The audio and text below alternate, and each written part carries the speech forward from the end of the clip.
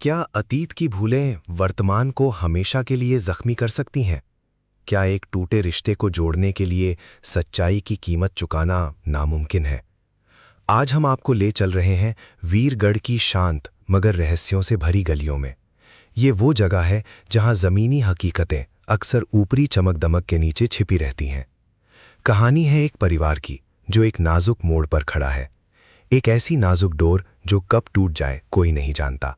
बेटा समीर, जिसके जख्म इतने गहरे हैं कि वो खुद को अपनों से दूर कर चुका है, और परी, एक बच्ची जो अनजाने में ही इन जख्मों का बोझ उठा रही है।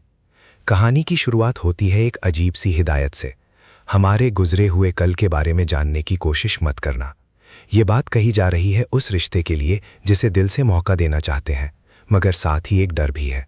डर कि वो बीता हुआ कल आज की राहों में एक दीवार बनकर खड़ा हो जाएगा। दादी, जिनका दिल अपने पोते समीर के दूर जाने से टूट गया था, उन्होंने एक अजीब फैसला लिया।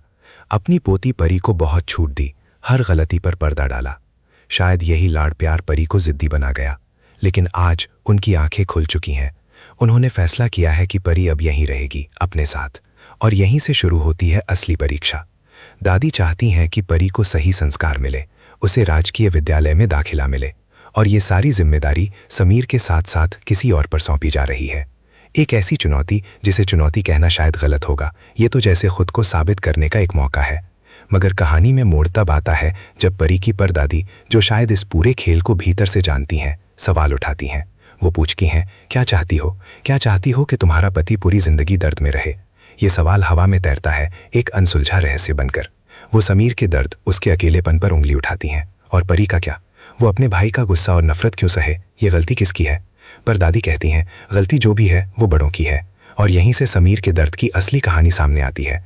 उसके पिता ने दूसरा विवाह कर लिया था।